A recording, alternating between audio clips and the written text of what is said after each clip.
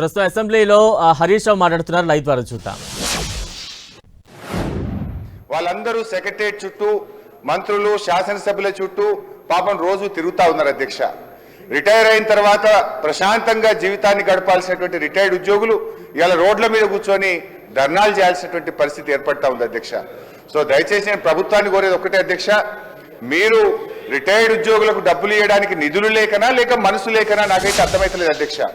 Future సిటీకి 1,00,000 కోట్లు ఉన్నాయంటారు, మూసీకి 1,00,000 కోట్లు ఉన్నాయంటారు, అందాల పోటీలకు డబ్బులు ఉన్నాయంటారు, ఫుట్బాల్ షోకులకు డబ్బులు ఉన్నాయంటారు.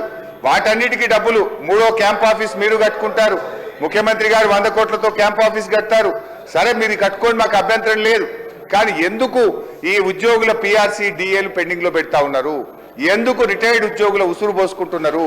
ఎప్పట్లోగా రిటైర్డ్ ఉద్యోగుల బకాయిలు పూర్తిగా చెల్లిస్తారు? ఇప్పటి వరకు ఎంత చెల్లించారు?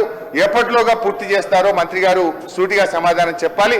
అదేవిధంగా ఈ 5 డిఏలు ఎప్పట్లోగా ఇస్తారు? పిఆర్సీ మళ్ళీ ఎక్స్టెన్షన్ ఇస్తారా? దయచేసి ఇప్పుడైనా రిపోర్ట్ తీసుకొని ఉద్యోగస్తులకు పిఆర్సీ ఇస్తారా?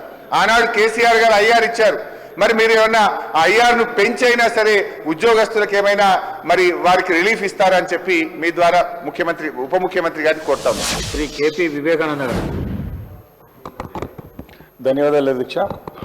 అధ్యక్ష, రిటైర్డ్ ఎంప్లాయీస్ సంబంధించినటువంటి మరి ప్రతి ఒక్కరు కూడా మరి దాదాపు అందరు శాసనసభ్యులను కలిసి తమ యొక్క మనోవేదనని లిఖితపూర్వకం ఇచ్చిన సందర్భం గుర్తు చేసుకుంటున్నాను అధ్యక్ష.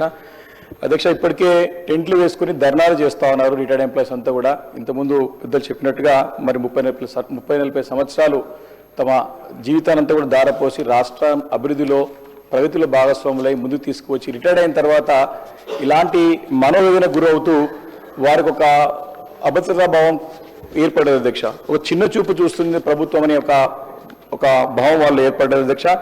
దాదాపు ఇప్పటికే అంటే 2.5 సంవత్సరాలు కావస్తుంది ప్రభుత్వం తన మేనిఫెస్టోలో చాలా స్పష్టంగా తెలియజేసింది. అధికారం రాగానే సిపిఎస్ స్కీమ్ నుంచి ఓపీఎస్ తీసుకొస్తామని చెప్పి ఉద్యోగస్తుల గురించి చెప్పింది అధ్యక్ష.